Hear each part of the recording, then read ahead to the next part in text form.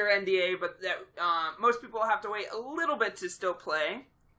My boy, Doomfist, has entered the Overwatch Arena of Heroes. The public test realm right now, right? Yeah, public test realm on PC only. I have played him a couple times. I don't like playing in the public test realm. It's particularly... It gets a little wild. It can get pretty dicey. And it's all quick play, and I just don't like playing all quick play. Like, I guess you can play arcade, but I just don't want to do it either way. And I don't know. I go and I play a character that's new, and I go, cool, I'll wait for this. Tried it out, it's good. Because it could change by the time it hits the regular realm, too. So it's like getting used to a character that's not finished yet. I don't want to do that. Yeah, I absolutely want to follow up on that, because that's one thing that I noticed. So, I don't know, did you see the video on Facebook, getting circled around, right as Doomfist, landed, when people were using him? Yeah. Basically, everyone's pushing the payload so that way they can unlock the payload. They're trying to capture the point on King's Row. Yeah. And Doomfist comes in and just knocks out the entire, defending team. Right. As they're pushing. So, and then, one of the things that everyone said in the comments was, hey, you see him jump up in the air, but how do you escape, or how do you know when he's going to land? Which a lot of people don't realize is that when you're on the other team, he shows up as a big circle on the ground, so you know where he's going to go. Right. But what's really cool, though... And it's only an insta-kill if you're within the inner circle. Right, you have to be, really close. Basically, you get to be at, impact point. Yeah, there's a splash damage radius, and then just a damage. Yeah. And you're dead. A lot of people were, really worked up. They're like, this seems way too overpowered. It seems too strong. And one thing, I commented on there, because I try not to get into the Facebook comments, because some people can, like you said, stuff gets cancerous really quick. Or people... they get really toxic. They get really worked up. And it's just a normal conversation. Yeah. And I just put a comment on there saying, hey, look, everyone, I know everyone's freaking out because you think he's OP, but remember, this is a public test realm. Blizzard looks at this. They look at what the stats look like, what they need to tweak, and they'll fix it before it's fully released into the game. Yeah. And how much crap did you get saying, that's not, no they're not going to do anything. No, I didn't catch any flack for once. It was pretty good. I was actually happy. That's fair. I'm happy for you. But it's cool, though. We all can't be that lucky. Yeah, we all can't be that lucky. It's just... People get a little too overpassionate, I feel, to where they let their emotions they let it get to the best of them, and then they say stuff out on the internet that they probably don't want to put out there, or get stuck out there. Because once it's out there, it's permanent. It's there. But a couple of quick... Once we're all dead, our personas will live on the internet forever. Not like that. Our what? Not that kind of persona, but just who we present ourselves as on the internet. I agree. Yeah. That's your real legacy. Who cares what you did in life? Yeah, but Doomfist. But back to Doomfist. Bill Gates. You did all this. But back to Doomfist. Doomfist. But really cool character. All of his I think the one part that I think is more OP'd about him than not is that his cooldowns, if timed properly, can be cycled, repeated. Yeah, and every time he uses a skill, he gets a little bit of shield. Unless they fix that, he is going to be a monster in the competitive realm. But he has no self-heal, and he has no shielding ability. So he gets more shield, but he has no way to block damage coming his way. Right. So if you can catch Doomfist in the open at range, because he doesn't have a lot of range, but he has a lunge that has a lot of range. Yeah. But he has to get that full range, he has to charge it. So there are characters like Widow. There are people... like Soldier from a distance, that, McCree's, that could stun him as he's lunging, that can stop Doomfist, and definitely counter a lot of the things he does. As far as stopping his ult, the only thing that I really think can stop it is Zarya protecting your team. I heard that's hit and miss. It depends on how close they are. Okay. If he does his ult, depending on how close they are and how many people that Zarya can cover, will determine how that turns out. So I think a lot of it is just people are still testing out to kind of get a feel of it. Because I know, a Mercy healing you Zenyatta is not enough. Does not protect you either. Zenyatta's ult does not protect you, from what I've heard. I meant Zenyatta. I meant Zenyatta's ult in the first place. I heard a lot of people said what's been happening in the public test realm is that... Because Zenyatta's not invincibility, it just heals you while you're in it. Yeah, so, because I think what they said is that instantly... He'll heal you up to 300 hit points. Okay. Within the second, but Doomfist is instant 300 damage. So if you get hit instantly, it's an instant kill before Zenyatta can heal. So what about Lucio? I heard... Okay, so if I'm correct, Lucio has a better way to protect... Okay, with the shield. With the shield, yeah. So, Lucio Zen combos and comp. It's good, though, because you get the pocket heals from Zenyatta, and then you can have the offensive play. And you can still get discords and going off, and still get the speed boosting. Definitely. So, it's definitely a dive comp. It's definitely going to change the meta, drastically. I mean, because he's a completely different type of character. I mean... he can bust through Reinhardt's shield. He can Yeah. damage him through his shield, which not a lot of characters can do that. Yeah, I think one thing that's important to note, though, is that his primary fire is a 4-shot burst shotgun, and it doesn't necessarily have a reload, but it has a cooldown. And if you shoot all 4 of those shots, it's like about a second and a half before a next shot loads, and if he shoots that shot, it's another second and a half before the next shot loads. So it's kind of like Tracer's blink when, you know, Yeah, you get a little bit of a time frame. So it's like there's a balance to him, too, and I think that's where more of his... nerfing in a way happens, or where they're not necessarily gonna, I think, tweak his power too much as they might tweak some of his cooldowns. Yeah, I think that's gonna be the biggest thing. Is not gonna be the power output that he's doing. It's gonna be his cooldowns that they're gonna have to touch on. In a general sense, I don't think he breaks the game. I'm super excited to play him when he hits the public realm. And man, see, I'm just so bad with that because, like, with me, so I Diva main. Like, Yeah. Diva is my girl. Like, she is my go-to. And if I'm not playing Diva, I'm usually Winky playing. face. Yeah. If I'm not playing Diva, I usually will main Mercy instead, Right. just because I like playing some heals and getting like the assists on kills and whatnot. Right. 'Cause it's a lot of fun. So like with me, like when I play other characters, like typically, I mean, in most games I can always play Diva. Like that's all I usually will play, just because most people don't grab her for whatever reason. But I try to at least mix it up once in a while to try to play something different so I get Right. a feel of it. So usually my go-to in that sense, if I'm not playing Diva or I'm playing Mercy, I'm going for Soldier or I'm going to go for like Reaper. I won't go for Widow just because. What about Roadhog? No, I will play Roadhog. Yeah. So I do that sometimes just because he's a lot of fun to play, especially when you get that hook off perfectly and get him close to that shotgun blast. Nerfed It's him, so though. good. I know. I don't want to talk about it. It's ruined me. Yeah, but I mean, but the good news is though that the best thing we know is that with Blizzard, they are so actively listening to Overwatch because it has such a huge following. Yeah. To where they're always making tweaks. They're always patching stuff and fixing stuff. So. I mean, we don't have numbers, but with the amount of money they're making off loot boxes alone. Oh man, I mean, but that's not something that's what I really like about them because it's not in your face. Yeah, and the problem is that I know a lot of people, they're like, oh, I hate that when companies do microtransactions. But here's the thing. You don't have to buy them. Right. You don't have to spend the money. If it's not doing anything to alter the game, like if it's like with Battlefield, thank you.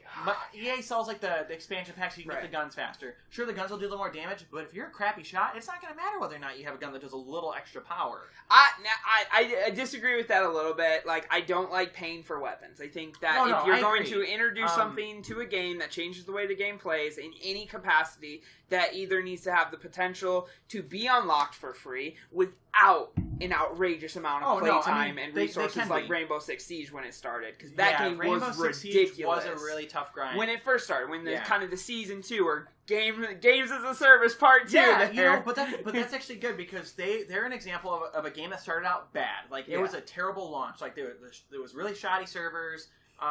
The game connections were terrible. Hit markers were like just god awful. Yeah. And then we go through the entire first season, and then we get into season 2 to where the big content update comes the big content update, and then now they're doing Operation Health, which is really cool. And what they did is they basically put off like another operators that we would get because they want to be able to make sure that right now they're going to focus on for the next 3 months. They're going to be focusing on the integrity of the servers that they're pushing for the infrastructure. They want to make sure that the hitboxes are good. They're patching out bugs that's basically plaguing the community. And it's cool because you see that this is another example of a company who listens to their community's feedback. Like they have a very big pro scene right now for Rainbow Six Siege, which I really like. Brody, he watches it all the time. That's all him and Mike tell me about is how like they'll watch the invitationals for Rainbow Six Siege. And you get to see some really cool plays, and it's cool because these guys who are actively playing this, like Ubisoft is reaching out to them saying, "Hey, you guys are playing this. You're making money here. What do you think would make the game better? Like, what could we do on our end to tweak it?" And then we see the updates that come out, and the game gets better every time. I think, I love, we've been talking about kind of a common theme throughout this entire show is just, the games that keep getting supported and how we appreciate those. And I'm sure we're not the only people out there that feel that way. So it's, it's great when, not only is there a game that you love initially, but you love how it's supported. I think Overwatch definitely takes the cake on that. Like, it didn't win Game of the Year on accident. Yeah. It just didn't. It straight up didn't. Listen to what they were doing. They knew this was the best way that we can reach the most fans. We can give the people what they want, which people don't want to pay. The days of season passes. Let's be real. Yeah. They're dead. They need to go away. Like the companies who are trying to push season passes, they're behind. Like they're way behind. They realize that people do not want to pay for what they don't know what they're getting. And you know anymore. what's so ironic about that is we commend Ubisoft for Rainbow Six Siege, but they didn't. And then Wildlands is just being handled like a disaster on a DLC front. Yeah. And so it's just like, I wish the continuity of the focuses of a company, even between different game studios, stayed on the same page. Like, if your overarching publisher is the same... Yeah, like if Ubisoft says, hey, this is what we want to do for all of our games, we want all of you to meet this vision. Yes. And, or else we won't publish. No, like, there needs to be, like, more resolve in that. Like, I think the company needs to be more unified across their titles. Yeah, I think that's a good idea. I mean, it's not a terrible idea for companies to do that. I mean, you know, like... I think, if anything, just to help your consumers understand. Like, I get that there's backroom conversations around these things. You have to make your money. The profit margins on games is becoming more and more razor thin when you look at the cost of development, how many people work on that, how much money you don't make on that game when it's on the shelves, when you do all the money on logistics. But that's why I buy digital, because I know more of that money is going to the people that I want. The developers' hands. The logistics of... having to have that file hosted on a server versus the environmental impact of having trucks deliver these physical copies of games. Like, not to get all hippie on you, but like, it does. It makes a difference. Like, data centers can run off solar energy, but fossil fuels for trucks to deliver these physical things, boats, all of it. Gaming, we're just talking like in general, like with companies that can put stuff out digitally. Like, I prefer that means. I do too. You know, The only time you get burned, is if music licensing. That's a little tricky.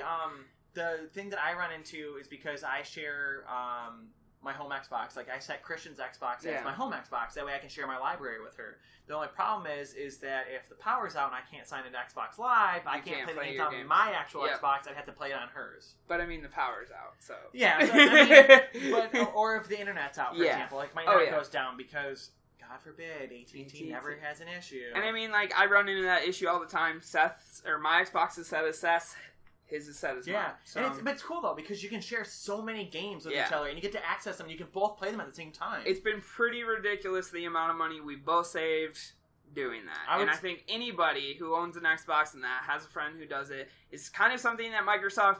They acknowledge, but then they're like, but we don't know you do it that way. But they totally do. They know everybody does it that way. They know, but you know that. But they haven't stopped it, and they've known about it for so long, and they have. I mean, this tactic has existed since the 360 days, where you could just do a license transfer. But they limited it, and they still have this, but it's a limit of like 90 or 180 days before you can switch a home Xbox again, which is fair. But no, I think that's the way you do it right, because you might know that people might be exploiting it. Right now, right. We're literally openly talking about it. The concept is you can set your home Xbox anywhere and share your library, so you're not technically exploiting it. You're doing exactly what they set it for. Yeah. And that's come up with some really good stuff that's happened. Like with Christian and I, when the Friday the 13th game launched, even though I had a really poor launch, my brother would play on his Xbox, and then me and Christian would play on both of ours, because since I bought it, it would transfer to hers. Yeah. So and we would all play. People playing for one or two purchases. We would play Halo that way. We would we did it with Forza Horizon 3. We also did it with Star Wars Battlefront when I bought the Ultimate Edition because it was on sale for I think, you can do like it with $20. Steam games too. You just can't play the same game as the other person at the same time. Which I think is a fair tip on that too. Yeah, it's definitely fair. I mean, it's all gonna be based upon like the I don't want to say the publisher, but whoever's like putting the game out for you to access. Like if Valve feels like, hey, like on Steam, like we don't think that you guys should play the same game, that's their right to say so, because they're the ones who are holding the actual license and the rights for it. Right. You're just renting it technically until they decide they don't want you to have it anymore. But that's a whole other discussion in itself. It is. To wrap up this Overwatch topic real quick, as we got completely derailed from where we started. Not voiced by Terry Crews, man. Yeah. What the F, man? Like, why is my boy Terry Crews not doing He wanted to do it. Like, this dude has gone through this complete... Like, I'm diving in, I'm getting into my son's interests and hobbies, I'm building my own PC, I'm on Twitch and YouTube. He is amazing, and by the he way. loves Overwatch. He's such a cool dude. And you don't give him the Doomfist role. There's gotta be something. They gotta need to have something. There's got to be something better. They were like, look, you don't want to be Doomfist. He was seen going into Blizzard headquarters. Yeah, so I mean that could have just been. Well, yeah, he could have just visited. Yeah, but, like I don't want to extrapolate too much. And the conspiracy theory that is the internet. Yeah. Most of the time, there's always reasons. Everybody thought he was going to be Doomfist. I thought but maybe it didn't fit. Maybe when Doomfist was finally shown off to Terry or something, he could have said, "I don't want to do this," or "I don't think this fits the character I want to be." Fit his, or his exactly, design. or his story. I don't align with his story, so I want to wait for something better.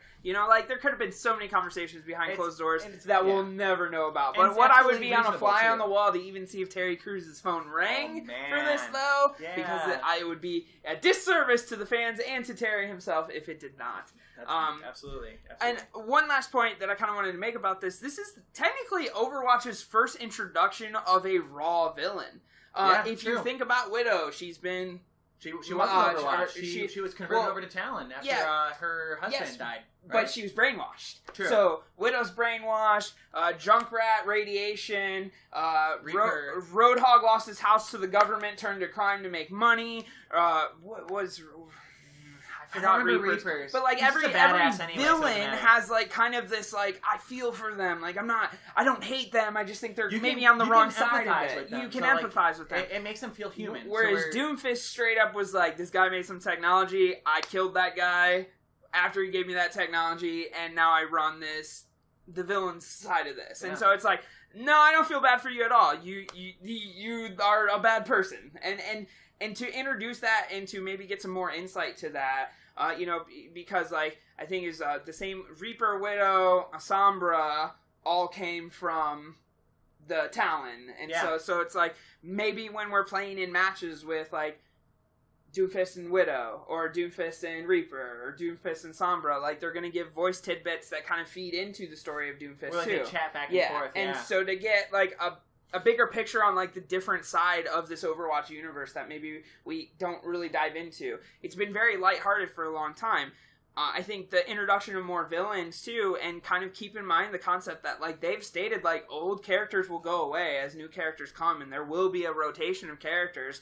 Like this could initiate the new era of like villain characters kind of taking over before we go back. And I don't know. I'm really conflicted on whether I want Overwatch to ever do that. I like the League of Legends model where they rotate what characters are free because you have to buy characters in that game. Granted, all characters are free in Overwatch. Storm, they'll rotate characters out so you can try them out. Yeah. But it's like one of those things. I don't ever want to be put in a situation where I have to buy my characters in Overwatch. I would flip my shit. Don't ever take D.Va from me, ever. Right? But like, I will show up Blizzard to your headquarters. I will effing come down there. I swear to God. But I'm also really conflicted. Like, if by taking a character out or taking other characters out, you're able to introduce new characters that introduce brand new gameplay options and things. I'm really conflicted on it. It's good for the meta, but it's like I never want Soldier taken away from me, or I never want Roadhog taken away from me. You know who they could take, and I'd be completely okay with it? Take May. No. Get her the F out of there. Dude, when I can't... When my team is failing to stop a payload, May is my number one go-to. I'll give you that. But I'll tell you the reason why I hate her is just because, dude, she can eat so much damage, and then she freezes, and you just want to just reach in that freaking ice cream and punch her in the skull, dude. God, it drives me crazy. It's like the one thing, I think that and when they were doing Mayhem mode, when Anna could just keep putting you to sleep, like, you can't play. I just started slamming my desk. I would rage quit. I was up north playing with Christian's brothers, and he was tanking as D.Va, and I played Mercy because I was healing him. And I look at his screen, he's slamming his keyboard. He goes, I just can't move. Anna keeps putting me to sleep. It's been like this for 3 minutes. And she wouldn't even shoot him. She would just put him to sleep, just trolling him the entire match. And he was just... It's frustrating because, like...